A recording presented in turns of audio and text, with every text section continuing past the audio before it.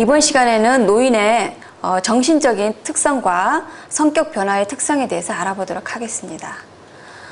지적 능력의 변화에 따라 여러 가지 변화들이 나타나고 있는데요. 먼저 지능과 기억력이 감소가 됩니다. 이 지능의 변화는 노화에 따라 일률적으로 쇠퇴된다고 말하기는 힘듭니다. 이것은 노인의 교육 수준이나 세대 간의 차이나 그리고 사회, 경제적인 지위나 건강 상태 등 여러 가지 요인들을 고려해야 되는 복합적인 측면을 가지고 있습니다. 노화에 따라서 최근 기억의 상실이 과거의 기억 상실보다 많이 일어나고 있고요. 또 기계적인 암기의 기억보다는 논리적인 것의 기억 능력이 크게 감퇴되고 있습니다. 그리고 본 것보다는 들은 것에 대한 기억이 좋아지고요. 대체로 기억력과 진압력이 감퇴가 일어납니다. 또한 단어의 회상이나 재인에 있어서 감퇴가 일어나게 되겠습니다. 또한 암기력이 감퇴가 되는데 대신 과거의 기억은 우수한 편이고요. 하지만 차츰 나이가 들어감에 따라서 기억력도 퇴화되고 치매의 증세를 나타내기도 합니다. 두 번째로는 성격이 내향성과 수동성으로 성격 특성의 변화를 보이는데요. 조심성, 그리고 경직성, 그리고 우울증이 증가하고 과거에 회상하는 횟수가 증가하고 친숙한 사물에 대한 애착심이나 의존성이 증가합니다. 또한 유산을 남기려는 경향이 강해지고요. 젊었을 때 그리고 잘 나갈 때를 회상하고 과거의 즐거운 추억에 젖어 있기도 합니다. 또한 가족의 조기 사망과 사업 실패 또는 건강을 잃을 경우에는 그에 따른 손실이 강해서 우울증의 형태로 나타나기도 하는데 그럴 경우에는 회복이 쉽지가 않겠습니다. 자, 노인이 될수록 소외와 고립감의 증가로 인해서 조금만 섭섭해도 자신을 무시한다는 생각이 들어서 많이 격노를 하게 되고요. 어린애와 같은 속성을 지니게 돼서 성격이 편성, 즉 한쪽으로 치우치는 경향이 매우 강하게 나타납니다. 그리고 한번 고정된 사고는 절대로 바뀌지 않아서 그것을 수정하기란 거의 불가능하겠습니다. 자, 노년기의 정신적인 특성으로 또 학습 능력에서 변화가 생기는데요. 학습 과정을 통한 능력의 성취도 면에서 노인은 젊은이보다 떨어지는데 연령이 증가할수록 과업 수행이나 작업 성취도와 같은 학습 능력이 저하되고 있습니다. 그러나 학습 기간과 반응 기간의 길이가 충분하면 노인층에 있어서도 청년층보다 학습 증진이 더 많이 일어나고 학습 재료가 의미 있고 동기가 충분할수록 노소 간의 차이는 줄어든다고 보고되고 있습니다. 다음으로는 사고나 문제 해결 능력의 변화가 일어나는데요. 연령이 높아갈수록 문제 해결 능력이나 사고 능력이 저하가 됩니다. 그러나 사고 능력과 문제 해결 능력은 교육 수준이나 또는 지능이나 직업 등의 영향을 받으므로 문제 해결에 대한 사전 훈련을 미리 받으면 다시 증가될 수 있다고 보고 있습니다. 따라서 노년기의 사고 능력과 문제 해결 능력을 높이기 위해서는 이런 점을 고려해 볼 필요가 있겠습니다. 다음으로는 정신 기능이 약화가 되는데요. 개인차나 감각 또는 지각 기능 또는 정신 기능 그리고 성격 특성의 변화로 정신장애 등의 영향으로 시각과 청각 기능의 저하로 높은 소리와 작은 소리를 잘 듣지 못하고 환경 변화에 대처 능력 감소로 안전사고 비율이 크겠습니다. 또는 교육 수준과 생활 경험, 사회 경제적 지위나 그리고 건강과 심리적 스트레스의 영향이 크겠고요. 기억력으로는 장기 기억은 보존이 되나 단기 기억은 많이 떨어집니다. 또한 정신장애 하나인 치매는 정신기능의 퇴화와 성격의 와해 현상 등으로 나타나겠습니다. 이런 노화의 진행으로 점차 장애인과 유사한 특성을 보이는데요. 예를 들어서 시력 감퇴로 시각장애인과 비슷해지고요. 귀가 들리지 않아서 청각장애인과 유사되고요. 또 지팡이에 의지해서 걷게 되면 지체장애인과 또는 치매는 정신장애와 유사하겠습니다. 따라서 사회 통념상 이런 현상을 노화로 보고 장애로 인식되지 않을 뿐 노인은 연령 증가로 장애인이 될 확률이 높겠습니다. 다음으로는 노년기의 인지 변화에 대해서 알아보도록 하겠습니다. 자, 먼저 기억력에 있어서요. 기억력 감퇴로 사람들의 이름이나 약속 시간이나 사물이나 장소에 대해서 곧잘 잃어버려서 좌절감을 경험하기도 합니다. 그리고 학습 상황이나 검사 상황에서 수행 능력의 저하에 따른 자신감을 많이 상실하게 됩니다. 또한 노년기에는 과거의 사건에 대한 자세한 기억은 뚜렷해지는 데 비해서 최근 사건에 대해서는 희미하게 기억하거나 잘 잊어버립니다. 이는 부호화의 문제가 있는데요. 최근 일은 주의 산만, 그리고 흥미 부족, 능력 감소 등으로 부호화가 잘 되지 못할 수가 있습니다.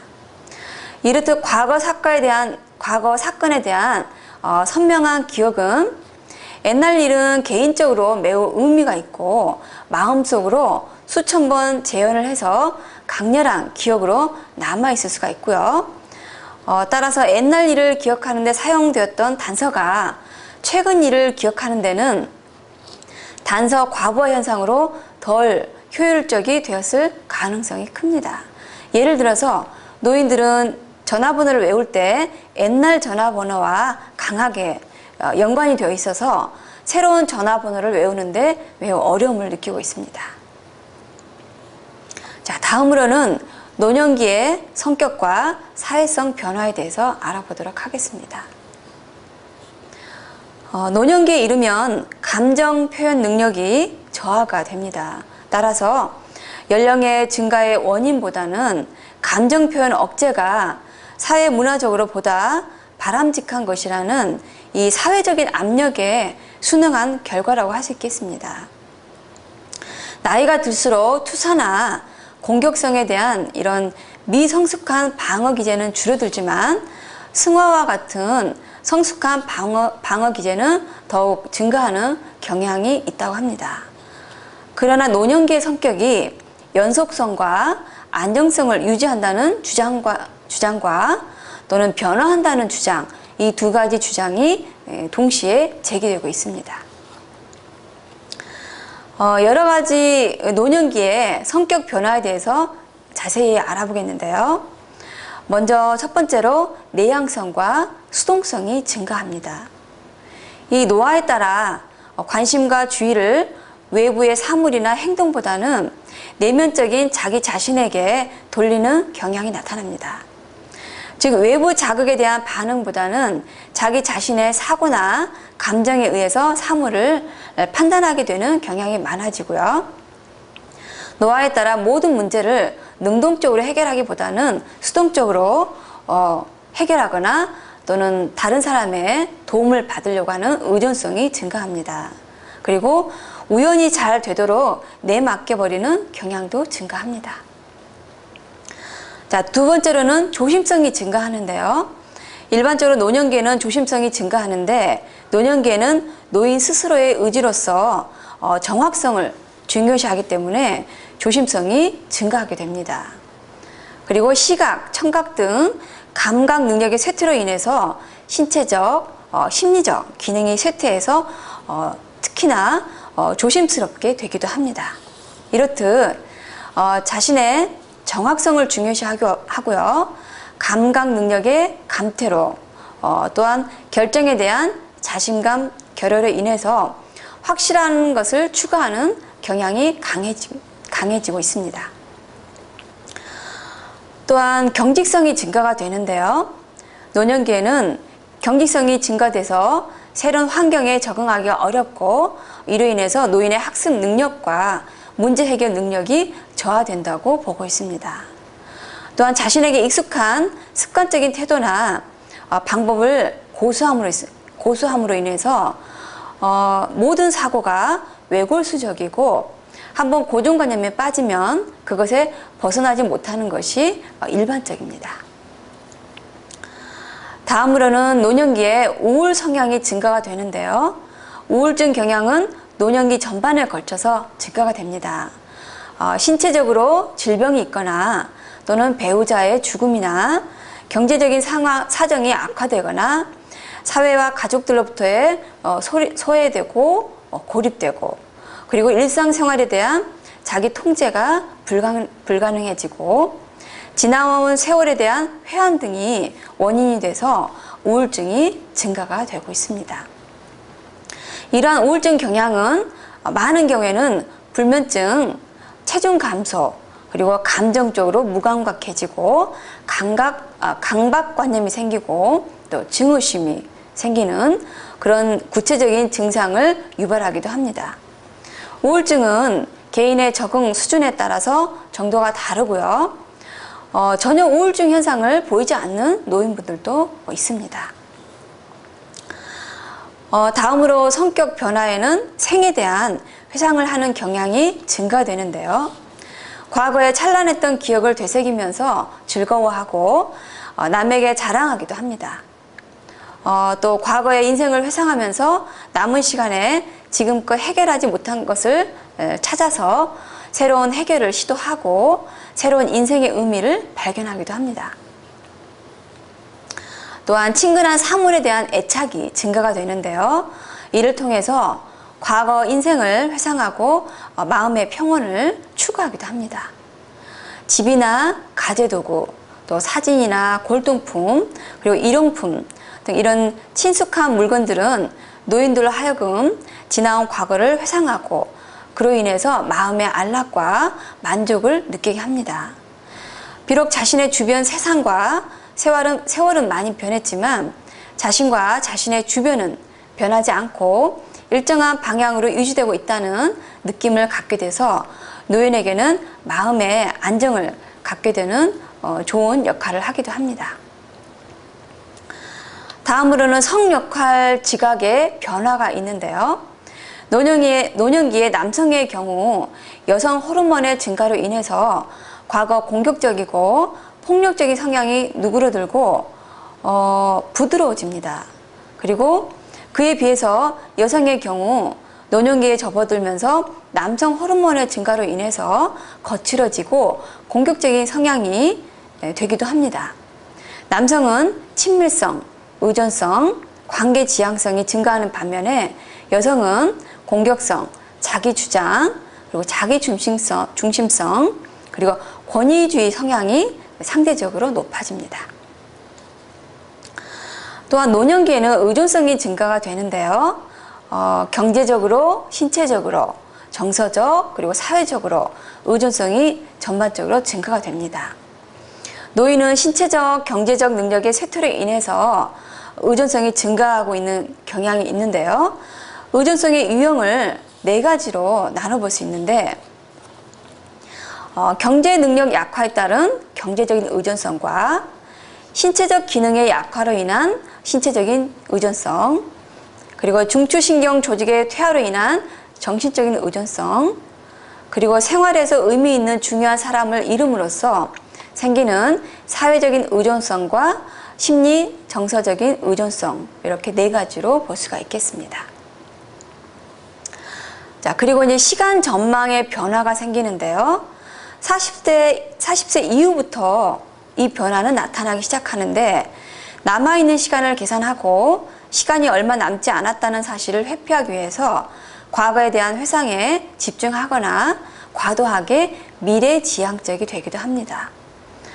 이거는 늙기 싫은 마음의 표현으로 볼 수가 있겠는데요.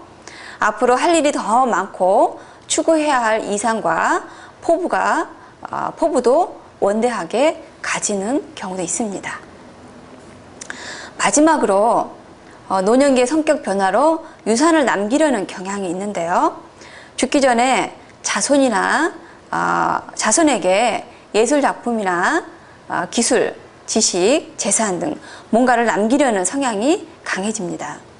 호랑이도 죽어서 가죽을 남기듯이 노인도 재산을 후손에게 남겨서 노인의 존재감을 확인하려고 하는 경향이 있는데요. 즉 돌아가시더라도 후손들이 자기를 기억해 주기를 바라는 속성이 매우 강해지겠습니다. 자, 다음으로는 노인의 가족 생활의 변화에 대해서 알아보겠는데요. 먼저 노년기의 부부 관계에 대해서 알아보겠습니다. 먼저 노년기에는 중년기보다 결혼 만족도가 높아지게 되겠는데요. 그 이유는 노년기까지 결혼 생활을 유지하는 부부들은 함께 살기로 결심한 사람들이기 때문입니다. 또한 노년기가 되면 일반적으로 인생에 더 만족하는데요. 자녀 양육 부담이 감소되고 건강상의 문제로 위협받기 전까지는 높은 편이 되겠습니다. 다음으로는 성적으로 적응이 되는 시기인데요.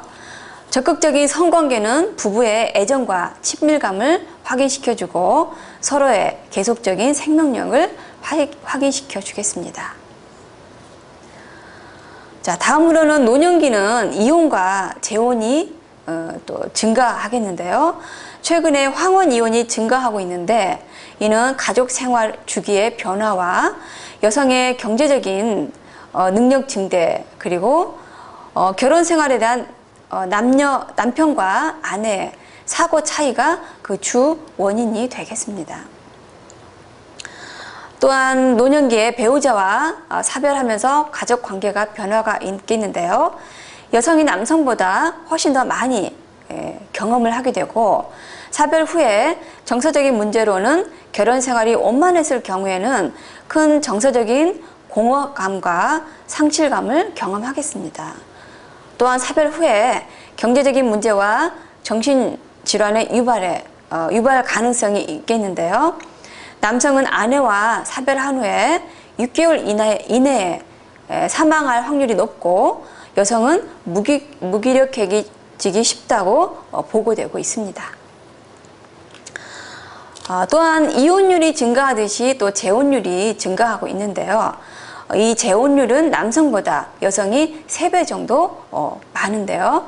이는 여성들은 스스로 집안일을 할 수 있기 때문이고 노년기 재혼의 이유로는 고독감이 많겠습니다. 또한 노인의 가족 생활의 변화에서 성인 자녀와의 관계의 변화가 생기는데요. 노년기의 부모 자녀 관계는 상호 호혜적 관계이지만 현대사회의 변화로 전통사회처럼 중년기 자녀가 노부모를 보살피는 데는 어려움이 있습니다. 또한 노인들이 자녀들에게 도움을 받고 싶어 하는 부분 중에서 정서적인 지원이 가장 높죠. 즉 잦은 방문과 자주 방문해 주길 바라고 또 전화해 주길 바라는 그런 정서적인 지원 부분이 많고요. 그리고 이제 경제적인 지원 부분이 많습니다. 그리고 사회적으로 지원받기보다는 자녀나 가족에 대한 의존도가 높아지겠습니다. 또한 손녀나 손주, 자녀와의 관계가 변화가 있겠는데요.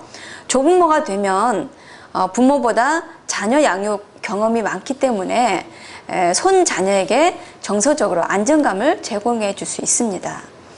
이는 손자녀에 대한 직접적인 의무감이나 책임감이 없기 때문인데요. 이런 순수한 애정적인 관계에서 유대감을 형성할 수 있기 때문입니다.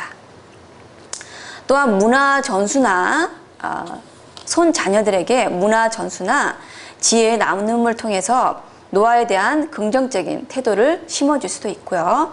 손자녀에게 조부모는 지혜의 원천이기도 하고 원천이 되기도 하고 또 과거와의 연결자, 또 놀이친구, 또 가족 생활의 영속성을 나타내는 상징이 되기도 합니다.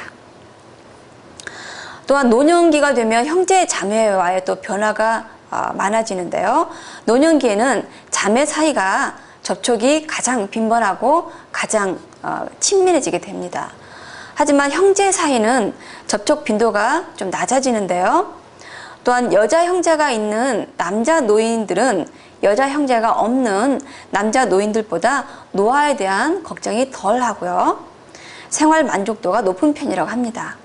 따라서 노인이 사회적 상호작용을 가장 잘 설명해 줄 수 있는 변인으로는 지리적인 근접성, 형제 자매 간의 지리적인 근접성 그리고 교육 수준, 그리고 형제 자매의 수라고 할 수가 있겠습니다. 자, 이 노년기에 대한 결론을 얘기해 보자면요. 노인의 성향이 나타나기 시작하는 시기는 개인차가 매우 심해서 몇 세부터를 노년기라고 하기는 어렵지만 사회적으로 정해져 있는 공식 또는 비공식 퇴직 연령 이후에 노인 문제 현상이 심화된다고 볼 수 있겠습니다. 노화 현상은 신체적, 생리적 측면에서 또는 사회적 측면에서 그리고 정신적, 심리적 측면에서 일어나고 있는데요. 이러한 변화로 인해서 노인 특유의 성격이 나타나고 있습니다. 노인은 젊은이보다 배고픔을 오래 참고 식욕이 약한 편이므로 조금씩 자주 식사를 하도록 유도를 하고 또 소화가 잘 되는 음식을 권합니다. 성욕 자체는 남녀 불문하고 연령의 증가에 따라 약화되는 것이 사실이지만 없어지는 것은 아닙니다. 그러므로 나이가 들어서도 이성 노인과 어울리기를 좋아하기도 합니다. 활동을 하고 싶은 욕구는 연령 증가에 따라서 다소 줄어드는 경향이 있지만 연령 증가의 요인보다는 신체의 에너지가 저하되므로 어떤 활동을 즉각적으로 하지 못하고 많이 망설이게 되지만 한두 번 경험 후에 활동하고 싶은 욕구를 느끼게 돼서 자발적으로 참여하기도 합니다. 또한 성공적인 노화를 추구하는 인간은 생애를 마치기까지 최대의 인생 만족을 누리는 것이 최대의 희망이며 과제라고 합니다. 이 노인들에게 만족한 삶이란 사회의 변화에 적응하면서 개인에게 주어진 발달 과업을 성취함으로써 가능한데요. 따라서 노인들이 자신의 노화를 긍정적으로 받아들이고 노년기의 변화에 성공적으로 적응해 나가도록 하기 위해서는 노인 자신뿐만 아니라 사회와 국가 모두가 노인에 대한 배려가 필요하겠습니다. 이를 위해 노인을 더 이상 무능한 사람으로 보지 말고 인생의 마지막 발달 단계에서 성숙한 일생을 정리하는 유용한 존재로 보고 노인도 자신에게 주어진 인생의 단계에서 가정과 사회에서 적절한 역할을 수행함으로써 당당하고 떳떳한 여생을 마칠 수 있도록 유도하는 게 좋겠습니다. 또한 노인 개개인의 특성을 살려서 시간을 소일하고 건강 유지에도 도움이 되는 건전한 놀이나 노인에게 맞는 체육 활동을 같은 걸 하는 게 좋겠는데요. 변화하는 갖가지 새로운 지식들이나 관심 분야에 대한 지식을 얻을 수 있는 종교 활동에 참여한다거나 또는 자연보호 또는 청소년들을 지도하거나 또는 기술을 전수하는 등 이런 자원봉사 활동을 통해서 사회에 이바지하고 보람도 찾을 수 있도록 유도하는 게 좋겠습니다. 자, 다음으로는 노인을 대상으로 하는 노인 미술 치료에 대해서 알아보도록 하겠습니다.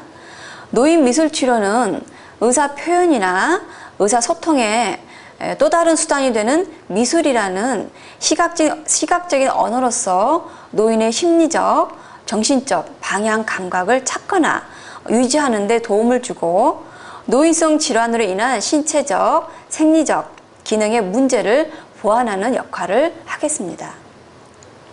이러한 의미에서 노인을 위한 미술 치료는 병을 앓고 있는 노인뿐만 아니라 노년기에 들면서 동작의 어려움이나 감각 능력이 쇠퇴하는 것, 그리고 외로움과 소외감 등을 겪는 노인들에게도 이러한 상태를 조금이라도 경감시켜 주는데 도움을 줄 수 있어야 하겠습니다. 먼저 노인 미술 치료의 목적은요, 포괄적인 의미로는 노인들에게 그들이 살아온 삶의 균형을 이룰 수 있도록 도와주는 거, 그리고 돌이킬 수 없는 상실감을 극복하고 삶을 마감하는 것을 도와주는 것이 노인 미술 치료의 목적이라고 할 수 있겠습니다. 노인 미술 치료에 이제 기대하는 효과로는요, 먼저 정서적인 영역에서 갈등과 욕구와 소망 등을 비언어적으로 표현할 수 있는 효과가 있겠고요. 억제된 감정을 표출함으로써 정서적인 정화를 경험할 수 있는 효과가 있겠고요. 심리적인 안정감과 자신감을 갖고 자율성과 자기 수용력을 가질 수 있습니다. 또 긍정적이고 개방적이 되도록 하고 심리적인 긴장감을 이완하고 즐거운 생활을 할 수 있게 합니다. 또한 삶의 변화를 인정하고 수용할 수 있도록 하는 효과를 기대해 볼 수 있겠습니다. 두 번째, 인지 영역에서는요, 기억력을 자극하고 활성화할 수 있겠고요. 자기 인식과 자기 고찰의 기회를 가질 수 있겠습니다. 또한 미술 재료의 사용과 기법의 활용으로서 현실 감각을 유지할 수 있겠고요. 색채 감각이나 형태 감각, 그리고 공간 감각을 유지하거나 증진시킬 수 있겠습니다. 또한 아이디어가 증가되고 활동에 대한 평가 또는 비판 능력이 향상이 되겠고요. 갈등이나 문제 해결 능력이 증진되고 환경과 사물에 대한 민감성을 유지할 수 있겠습니다. 그리고 집중력이 향상이 되는 효과를 기대할 수 있겠습니다. 세 번째로 감각 및 운동 영역에서는요, 시각이나 청각, 그리고 촉각, 미각, 후각을 자극해서 그런 반응들을 향상시킬 수 있겠고요. 대근육 운동과 소근육 운동의 기능을 활성화시킬 수 있겠고요. 감각의 협익이 향상되고 미술 도구나 재료 사용에 대한 통제력을 증가시킬 수 있겠습니다. 노인 미술 치료가 기대하는 효과에서 심리사회 영역에서는요, 집단에서 자신을 표현하고 개방할 수 있는 기회를 가질 수 있겠고요. 일상적인 생활에 적응할 수 있게 해주고요. 타인과 환경에 대한 수용력과 이해력이 확대되겠습니다. 또한 삶의 경험을 나눌 수 있는 기회를 가질 수 있겠고요. 공동의 관심사를 통해서 공동체 의식을 공유할 수 있겠고요. 사회적 관계에 있어서는 통합성을 함양할 수 있겠습니다. 자, 그래서 노인 미술 치료를 구상함에 있어서 어떤 주제를 해볼 수가 있겠냐면요. 노인 미술 치료의 주제는 일반적으로 삶을 회상하는 주제나 또는 노인들에게 중요한 사건이나 경험들, 그리고 삶을 마감하기 위한 준비, 그리고 정체성 체험이나 죽음에 대한 불안, 그리고 상실감, 그리고 희망이나 소원, 그리고 과거, 현재, 미래 등을 탐색하고 삶에 대한 긍정적인 인식이나 영적, 종교적 체험의 표현과 창조성을 장려할 수 있는 그런 주제들을 작성해 볼 수 있겠습니다. 이러한 점과 관련해서 미술치료는 노인들의 주된 주제가 되는 죽음이나 병, 그리고 외로움, 불안 등에만 국한하지 않고 노인들에게 정서적인 활기나 심리적인 안정감과 신체적인 문제를 보완해 줄 수 있는 방향에도 초점을 맞춰서 다양한 주제와 기법을 개발할 수 있겠습니다. 노인 미술치료에서 사용하는 재료는요, 주제나 기법과 밀접한 관계를 고려해서 치료사는 재료 선택에 내담자의 인지적, 심리적, 감각적, 그리고 운동 감각적 상태를 반드시 고려해야 합니다.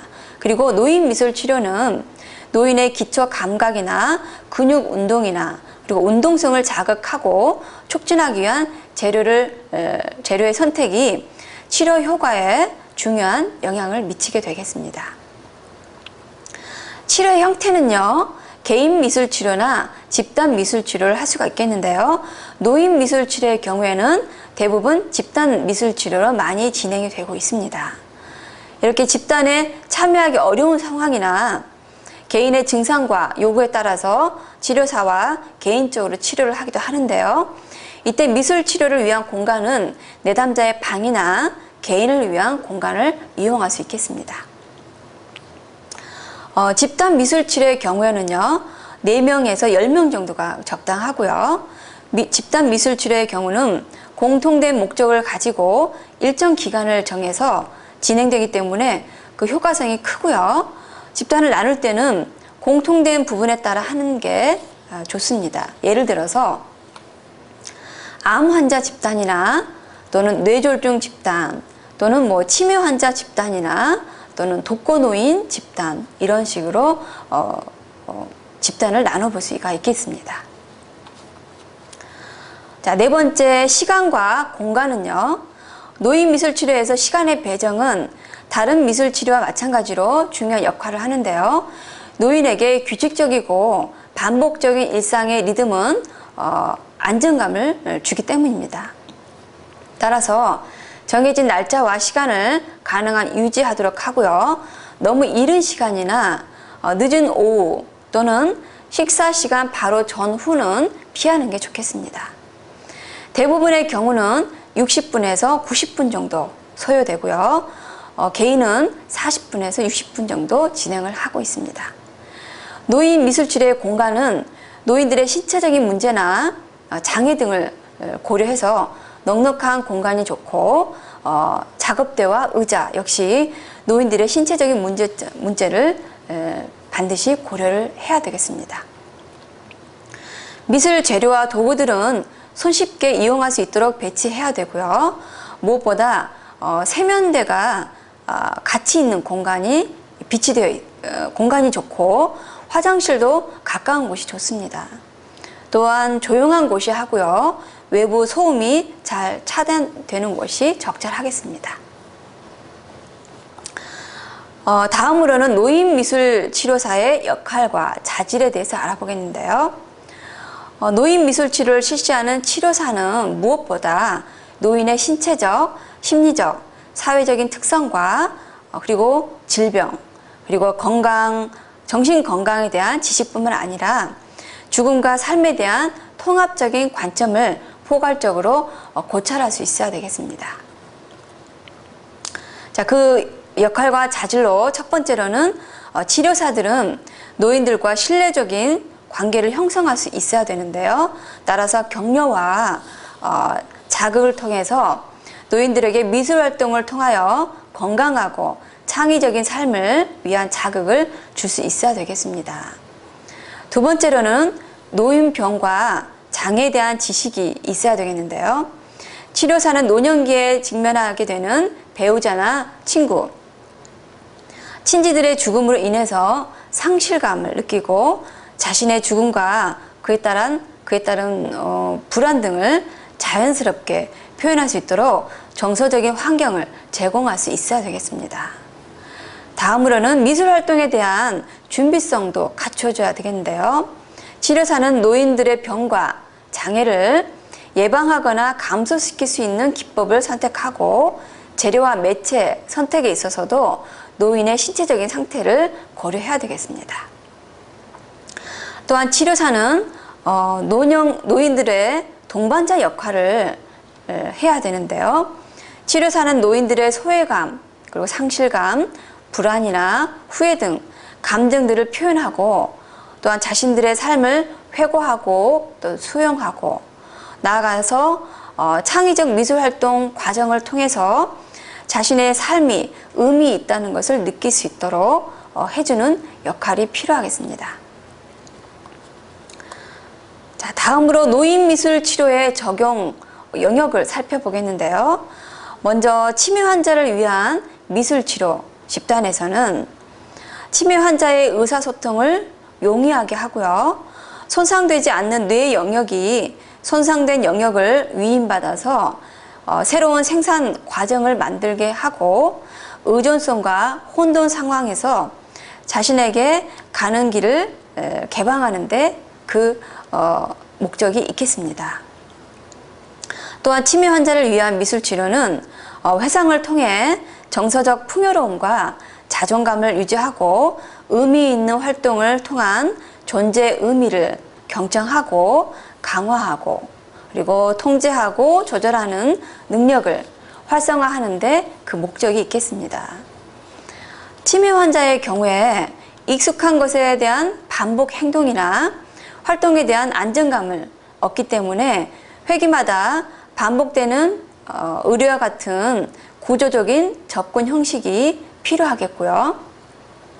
주제로는 평생 동안 익숙하게 다루었던 일상생활에 관련된 것이나 정서적 주제와 관련을 두는 그런 주제들이 좋겠습니다. 미술 재료는 감각 경험에 비중을 많이 두는데 이것은 뇌 활동의 자극과 개인사와 관련된 경험을 일깨워주기 때문입니다.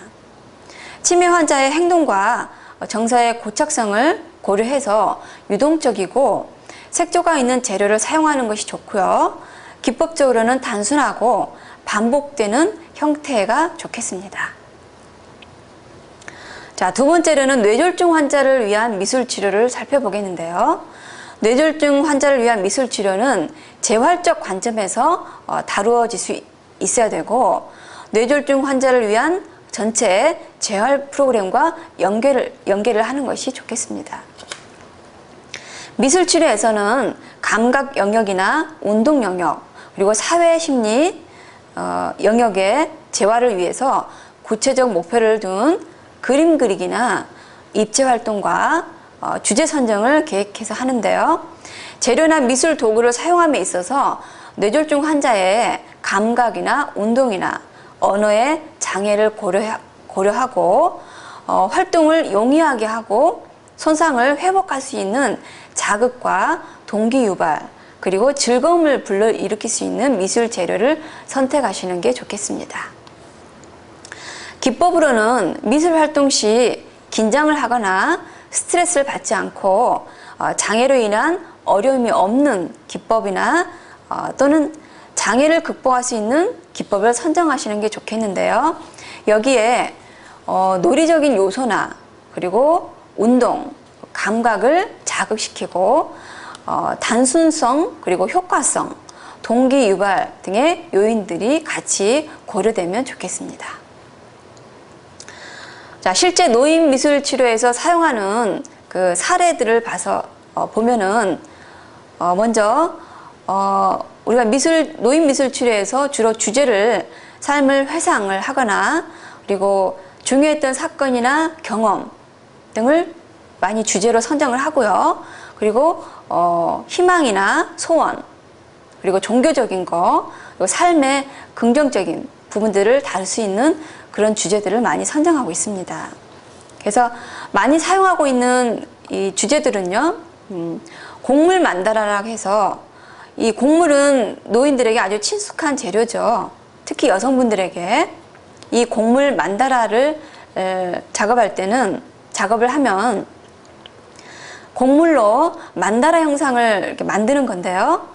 이런 것들은 긴장을 완화시켜주고 심리적인 안정을 얻게 됩니다. 그리고 곡물을 하나씩 잡아서 이동해서 놓는 작업을 통해서 집중력이 높아지고요. 그리고 소근육과 대근육 운동 기능을 활성화시킬 수가 있습니다. 또한 회상을 통해 기억력을 향상시키고 시킬 수 있겠고요. 또한 촉각에 대한 자극을 강화시킬 수 있겠습니다. 두 번째로 많이 하는 거는 이제 꽃밭 만들기인데요. 꽃밭 여러 가지 재료를 가지고 꽃밭을 만들 수가 있는데 실제 꽃이나 식물을 가져와서 꽃밭을 만들기도 합니다. 이러한 꽃밭 만들기는 자연과 일체감을 느끼죠. 일체감을 느껴서 아주 편안함, 안정감을 느끼고요. 그리고 참여와 공동체와 일체감을 느끼고 소근육과 대근육 운동력을 높여줍니다. 또한 미적 표현력을 높여주고요. 성취감과 자신감을 높여주는 활동이기도 합니다.